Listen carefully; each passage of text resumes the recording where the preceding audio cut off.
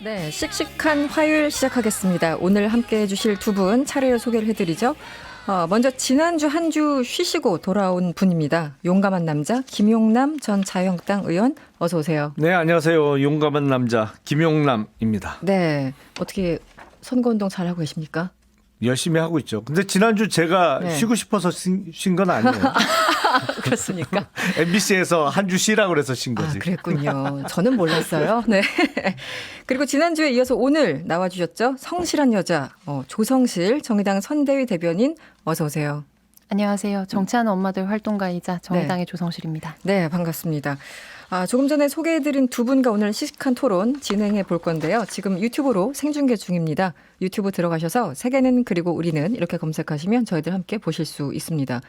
조금 전에 저희가 유은혜 교육부 장관 인터뷰를 했어요. 4월 9일부터 온라인으로 순차적으로 개학을 하기로 했다. 교육부 이 결정 먼저 어떻게 보셨어요? 졸속이라는 느낌을 지울 수가 없습니다. 졸속이다. 사실은 네. 그렇죠. 3월 2일 개학 예정이었던 것을 2주 단위로 연거푸 연기를 했었잖아요. 그리고 네. 4월 6일 개학 예정이라고 했다가 이제 개학이 일주일도 채 남지 않은 상황에서 4월 9일부터 순차적으로 이제 온라인 개학을 하겠다고 네. 바꿨어요. 네. 근데 그동안 사실은 이 우한 코로나 사태가 3월 초 내지는 2월 말 기준으로 2주 후에 끝날 거냐 그렇게 예측하는 사람 거의 없었거든요. 네, 네. 사실은 장기적인 계획을 갖고 그때부터라도 온라인 개학 준비를 했어야죠. 지금 애초부터. 네, 네. 학교에 지금 서버가 제대로 마련되어 있느냐도 의문이고요. 그리고 네. 교육부하고 학교에 갖고 있는 뭐 스마트 기기 같은 게 약 28만여 대 된다고 하는데 네. 저는 솔직히 이거 믿기 어려워요. 그러니까 학교에 있는 구형 PC, 데스크탑까지 다 합친 숫자가 요 정도 되지 않을까 싶어요. 그러니까 네. 지금 제대로 작동하고 있는지도 모르고 그래서 약 67% 정도를 조사를 해봤더니 네. 17만 명 정도의 학생들은 스마트 기기가 없다고 해요. 그렇군요. 그러니까 온라인 수업을 수강할 만한 그럼 100%다 조사하면 20만 명이 훌쩍 넘어가겠죠. 그래서 제가 저희 지역에서부터 제안을 한 건데 네. 중고 스마트 기기 기부 운동을 좀 해야 될 것 같아요. 그것도 좋은 아이디어네요. 네, 그래서 네네. 집에 보면 안 쓰는 쓰는, 중고 태블릿 PC나 스마트폰 같은 네네. 게 한두 개씩 있을 수 있거든요. 그렇죠. 네. 아니면 지금 쓰고 있는 거 이참에 새로 나온 거로 좀 바꾸시고. 교체하고 지금 쓰고 있는 거 기부하는 거라도 모아서 좋은 아이디어네요. 네, 그걸 없는 학생들에게 보내는 거. 근데 이게 지금 기부 운동 벌려서 모아서 없는 학생 파악해서 나눠주기까지 4월 9일까지 너무 시간이 모자라요. 미리 준비를 했어야 됩니다. 이거는. 알겠습니다. 어쨌든 졸속이었다 이렇게 말씀을 해주셨고요. 대변인님은 어떻게 보셨습니까? 네, 저는 뭐 사실상 불가피한 대응이었다라고 생각하고요. 네. 가장 중요한 거는 학교 이제 개학 자체는 뭐 순차적으로 한다든지 뭐 학년을 나눠서 한다든지 네. 뭐 미룬다든지 온라인으로 한다든지 이런 대안을 드리고 있지만 이제 며칠 전에 한 학원 선생님이 확진자로 드러나면서 네, 200여 명의 맞습니다. 학생이 자가격리되는 사건이 있었잖아요. 그러니까 한국에서 공교육 시스템만큼이나 공고한 축을 가지고 있는 게 사교육 시스템이고 네네. 학교는 안 가는데 학원은 계속 또 가서, 나갔을 때 네. 거기에서 발생할 수 있는 위험 부담이 굉장히 크거든요. 그래서 교육부가 그 부분까지 촘촘하게 신경을 써야 된다. 네네. 그리고 제가 요즘 대변인실에 출근 매일 하고 있어서 그런지 네.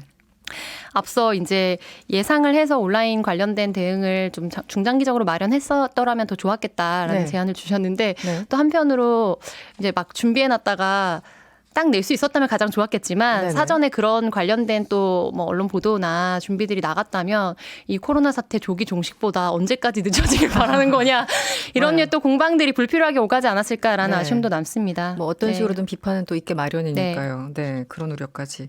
알겠습니다. 그리고 또 하나.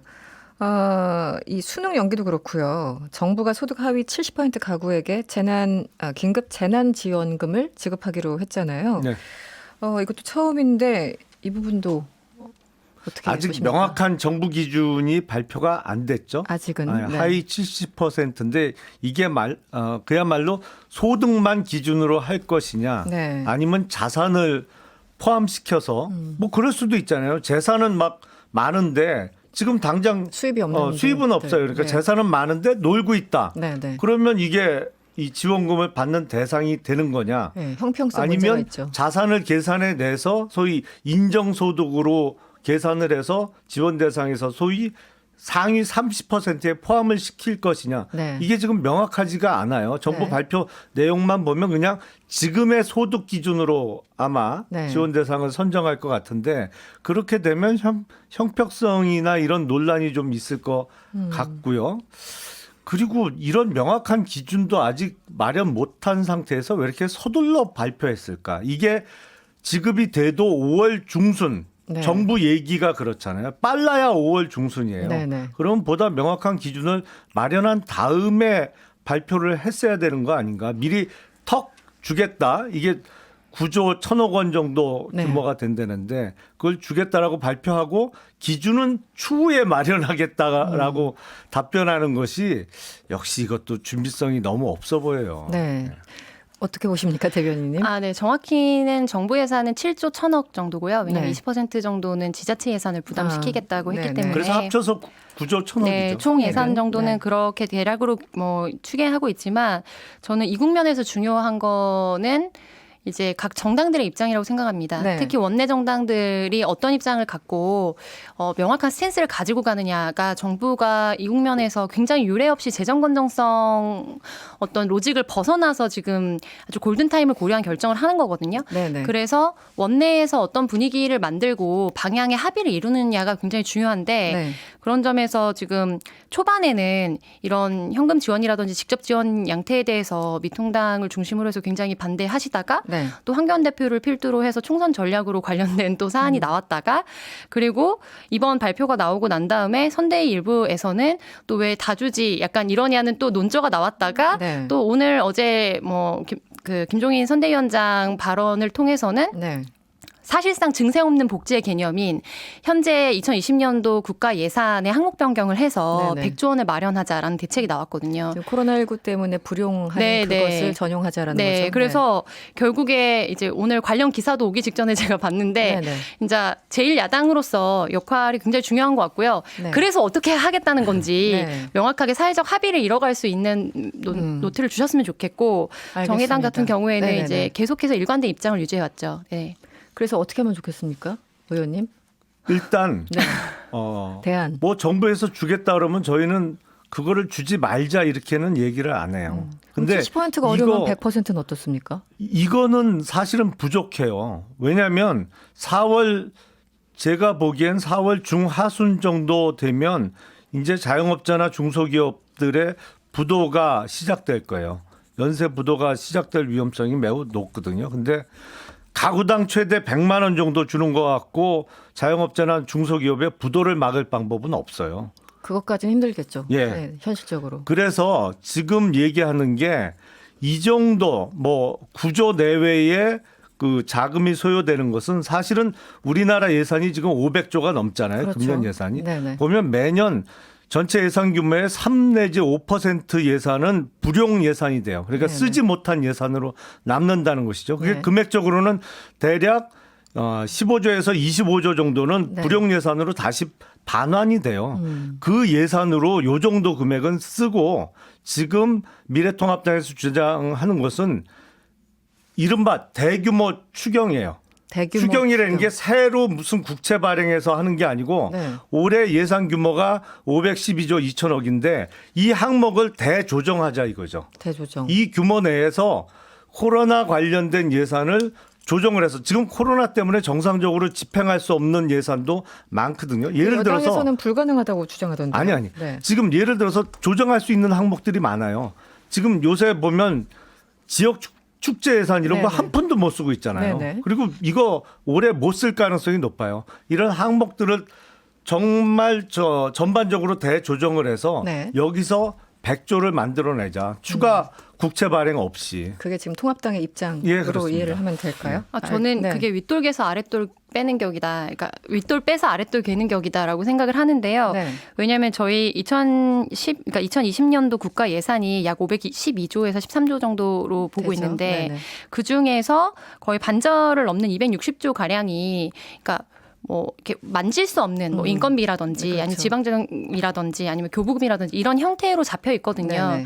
그것을 제한 250조에서 어떻게 100조를 만들겠다는 건지 그리고 말씀하셨지만 뭐 불용 예산이 된다고 하더라도 결국 그거는 정부가 예상했던 어떤 사업이나 이런 데서 발생할 걸로 예측하고 예측되는. 있었던 인건비나 네네. 뭐 일자리나 이런 것들에 대해서 또 수요가 공급이 줄어드는 걸 의미해요. 그러니까 결국에는 그 줄어드는 거를 가져다가 이거를 되겠다는 것 자체가 굉장히 좀 혼선을 주는 메시지라서 제가 오기 직전에 브리핑을 하고 왔는데 김종인 위원장님께서 100조 직접 100조 어떻게 하실 건지 네네. 명확하게 좀 한번 작성해 달라. 그래서 이거를 명확하게 국민들이 보고 정말 설득력이 있고 합리적인 안인지 같이 좀 논의할 필요가 있다라고 말씀드리고 싶습니다. 그러면 예산 작성권을 미래통합당에게 주시면 우리가 짰대요. 예산 작성권이 네. 아니죠. 총선 국면이고 코로나 총선이기 때문에 구체적인 대안을 좀 마련해 위기 달라. 상황에 대해서 어떻게 각 정당들이 대응하고 대안을 가지고 있는지를 보이는 게 중요한 선거 운동이라고 생각합니다. 알겠습니다. 네. 정치권 뉴스를 좀 짚어보죠. 선거를 앞두고 여러 가지 논란이 있습니다만 막말 논란도 여전합니다. 미래통합당 공식 유튜브 방송 진행자가요. 문 대통령에 대해서 임기가 끝나면 교도소에서 무상급식을 먹이면 된다. 이렇게 얘기를 했다고 합니다. 친환경 급식 아니었나요? 친환경 무상급식이요.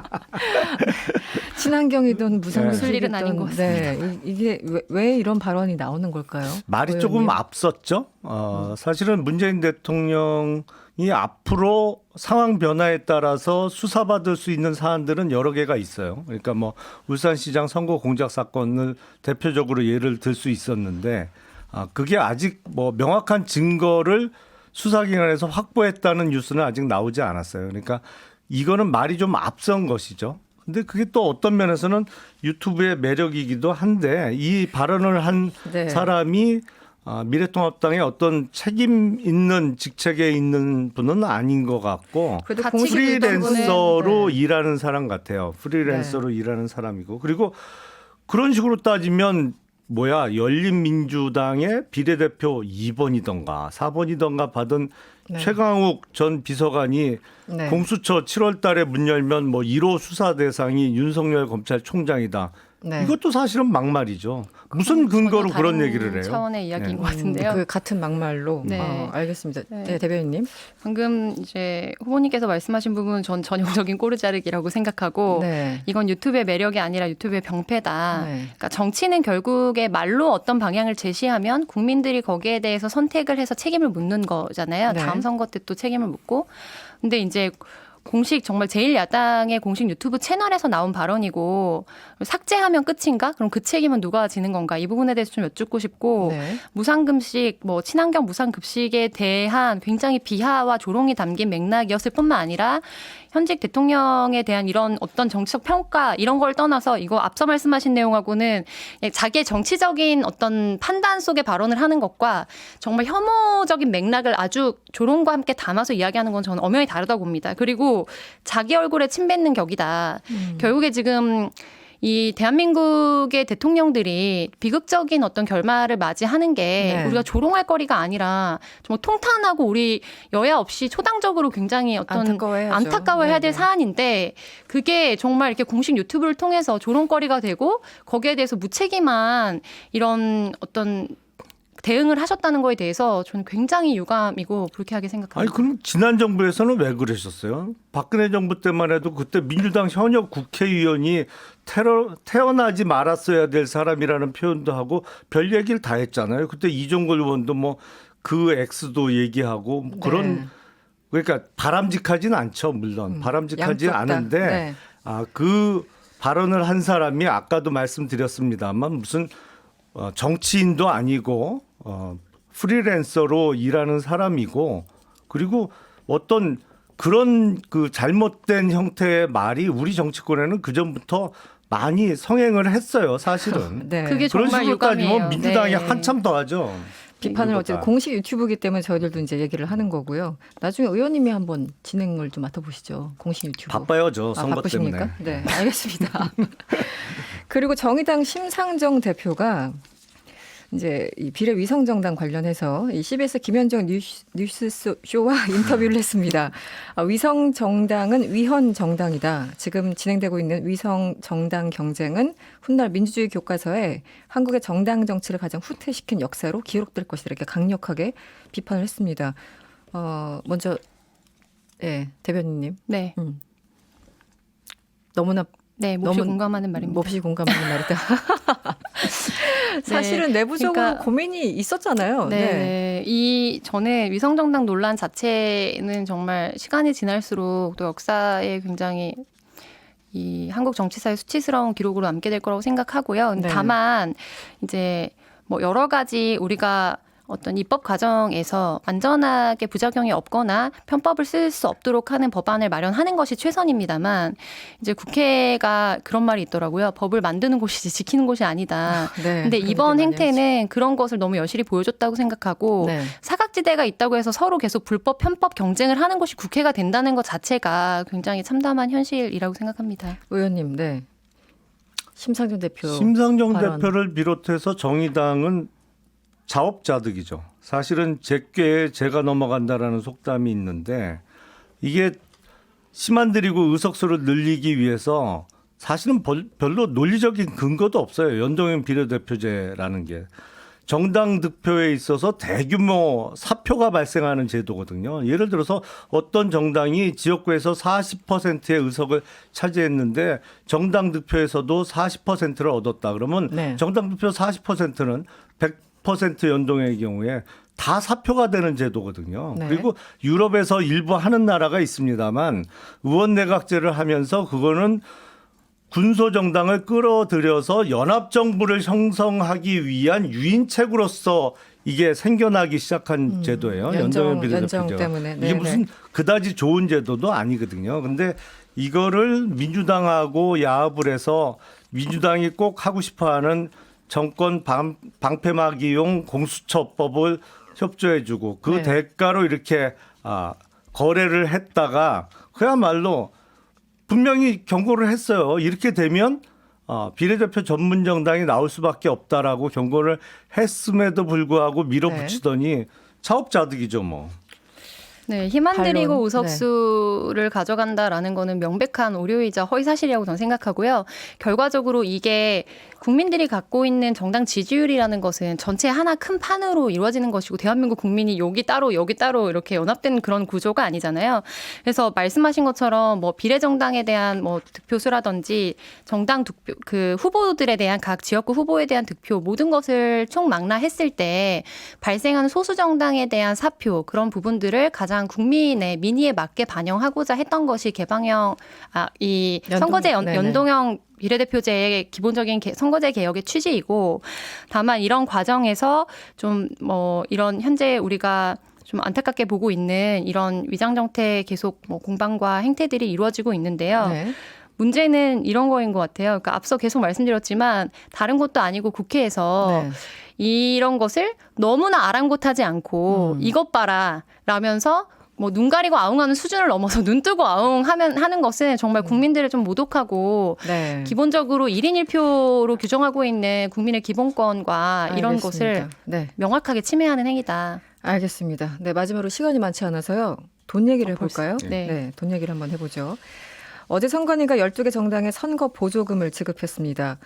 민주당에서 미래통합당이 위성정당인 미래한국당에 20명이나 이적시키는 꼼수로 61억 원 정도 추가로 챙겼다. 맹비난을 하고 있습니다.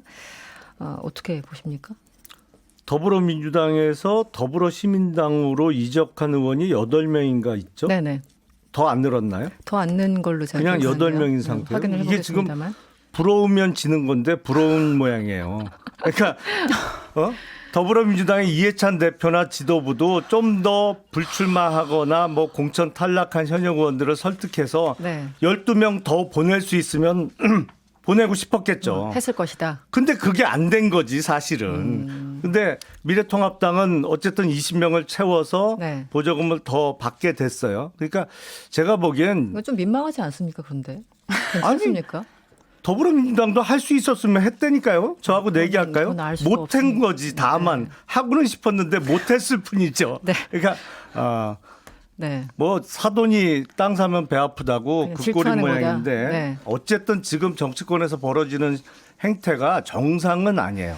분명히. 근데 이 발단은 우리 권력 구조하고 맞지도 않은 이상한 연동형 비례대표제라는 제도를 4+1 세력들이 이 짬짬이로 도입한 데부터 이게 발단이 됐어요. 네. 21대 국회 문 열면 어떻게든 연동형 비례대표제 폐지하고 네. 더 할 수 있다면 비례대표제도 폐지해서 의원 정수를 한 250석 정도로 줄여나가는 것이 우리나라의 알겠습니다. 진정한 정치개혁이라고 생각을 합니다. 짧게 네, 한마디 저 라임으로 해주시죠. 준비했습니다. 네. 미래통합당, 미래한국당, 우리 사실 같은 당이당, 61억도 꼼수로 훔쳤당, 아무도 몰랐을 거당, 어머 이걸 어쩐담, 우리 다 알고 있담, 국고보조금 날강도당, 국민이 심판한당.